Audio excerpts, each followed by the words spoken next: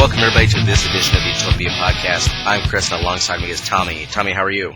Doing pretty good. This week, no big official blog from EA Sports on game features. We did get a blog from the new executive producer, Roy Harvey. We'll talk about that in 1 minute. For those of you new to the podcast or haven't been listening over the last few months, we have something from EA Sports. They sent over some NCAA Football 10 360 faceplates. They sent them over before the holiday season. Still about a box or so left. If you're interested in getting one, all you need to do is send me the shipping. Head over to ncaaStrategies.com. There'll be a thread that was created late December called Happy New Year's and Thanks from EA Sports and the NCAA football team. That'll give you the information on how to get those cool faceplates. This week we did have an NCAA Football 11 developer chat with producers Russ Canary and Ben Haumiller.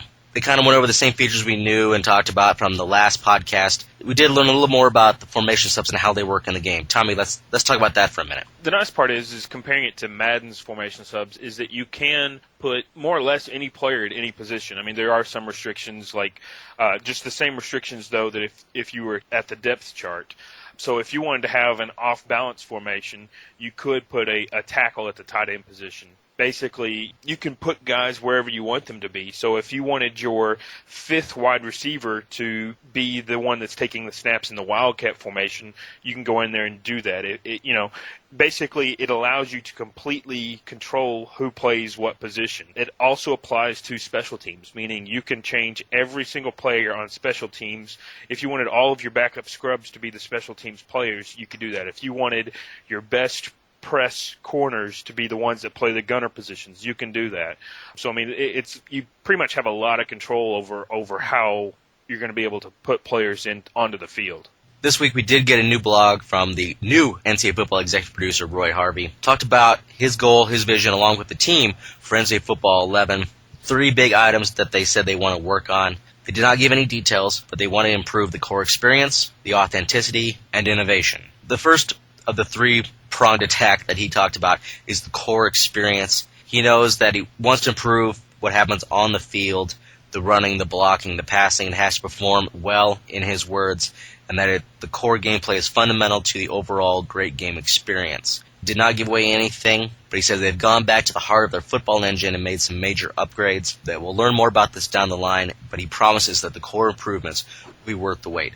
Tommy, now we have no idea technically what's going in here, so throughout this podcast we're just going to throw our 2 cents in, educated guesses, maybe what we think, what we want this to mean. What are your thoughts on his statements about the core experience? To me, it sounds kind of similar to how Madden treated Madden 2010 last year, in that basically they had the mantra of everything you see on Sunday, and that's kind of what it sounds like we're going to hear. Obviously, everything you see on Saturday, to where they're more focused on what happens on the field and around the field rather than what happens outside of the stadium. So I mean, it sounds like they're wanting to get, basically, as far as core experience goes, basically everything, like I said, everything that happens on Saturday to happen in the game for them. So it'd be really interesting to see.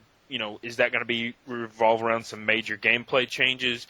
Is it just going to be similar to what we got with Madden last year? Or, what exactly we're going to see to come out of this? The second part he talks about is authenticity. And he says for fans of college football, it's more than just the game. It's what surrounds it. It's the overall experience. In his words, it's the pageantry, the passion, and tradition that make it one of the greatest experiences in sports today. He says they've been receiving criticism in this area over the last few years, but thinks that the community will be impressed with what they see in NCAA Football 11. He goes on to mention that as a Michigan fan, he wants NCAA football to resemble the Saturday afternoon experience at the Big House, the sights, the sounds, and the traditions. Well, with sights, we do have authentic stadiums for the most part. Almost all of the teams are represented now with an authentic stadium, just a few left without. The sounds, we have a good base of stadium sounds in the feature that was introduced in NCAA Football 09. None were added in NCAA Football 10. And his last part is what catches my eye, and their traditions. Okay, let's put this into context. For a Michigan football fan, what are some of the big traditions? In recent years, it's losing 6 straight to Ohio State, but I can't imagine they're going to add a feature where Michigan can't beat the Buckeyes. So does that mean traditions, maybe team entrances? That's what's been, the community is kind of maybe wondering if that means, with Michigan running through the Go Blue sign. What do you think that means when he talks about traditions like that, Tommy? I think it's definitely going to be some of those traditions like team entrances, maybe particular cut scenes that happen, every week. Obviously, like last year, we got Ohio State and the dotting the I, and so maybe some of the other teams will get other very unique traditions that happen, whether it's throughout the game. Maybe they're going to add some new chants that are particular to a team, or maybe they're just gonna, maybe it is just team entrances. But like you said, they're just gonna, from the sounds of it, just gonna kind of tune it to where each team has a unique feel for its own stadium. And he also goes on to talk about play style and variations. In the NFL, he says while there is a difference among teams in the National Football League, in college there's even more of a differential. And he says that they recognize that NCAA football needs to more closely model and reflect those differences as part of gameplay. This past week, Roy was out at the Game Developer Conference in California. During a presentation, it came out he was talking about some of the challenges NCAA football has when it comes to playbooks and play styles. In Madden, that team was given a hard drive each week straight from the National Football League of all the game footage they can go through and break down to help get those accurate playbooks. NCAA football does not have that same advantage. It boils down to a lot of the games that they can see in the Orlando area, plus satellite, recording those games. It's a huge challenge, especially when you consider there's 120 football bowl subdivision teams. Tommy, how big a challenge is that, do you think, for this team to go in there and get these teams to play like their real-life counterparts? Oh, well, I mean, it's huge. I mean, you can go and look at stats and see that a team throws the ball a lot or whatever, but you can't go in and look at stats and see that Texas Tech throws a lot of screen passes. I mean, a lot of people obviously know that, but you're not going to be able to tell that without being able to watch gameplay footage, without being able to get feedback directly from the coaches, things like that. So, I mean, if they can accomplish that and get very unique playbooks and that tie closely to those teams, it'll be huge. They're going to have to expand, the number of plays that they have available. They're going to have to basically, increase the playbooks, not necessarily the size, but rather make them much more unique from what we currently have. Because, I mean, as it is now, you're just picking from which formations you want. You're not necessarily looking for particular plays in those formations because they're all going to be very similar. And the third part of Roy's blog talks about innovation.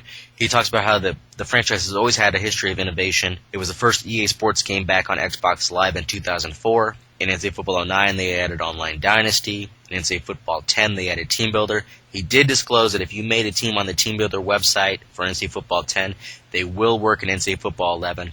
I would assume that there will be some Team Builder upgrades coming down the line that you can then make those updates to your teams for NCAA Football 11, but no exact clarification or confirmation of that.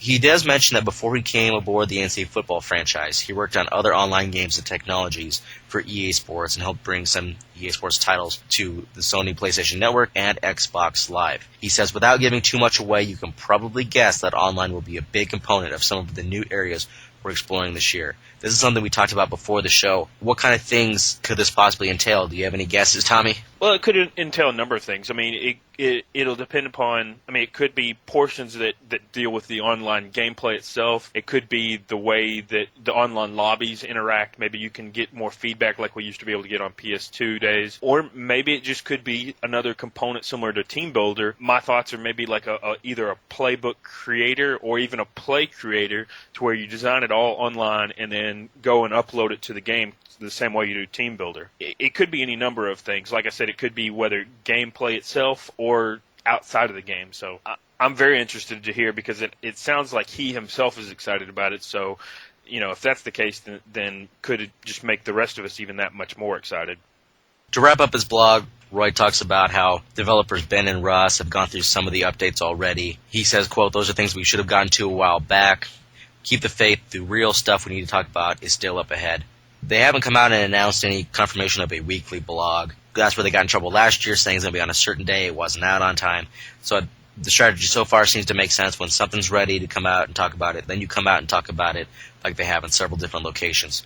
To finishing up his blog, he also put out a web survey to help give the team more feedback and research into the inside of the community. If you want to see it, go to ncaafootball.easports.com for that link. You can also email Roy directly.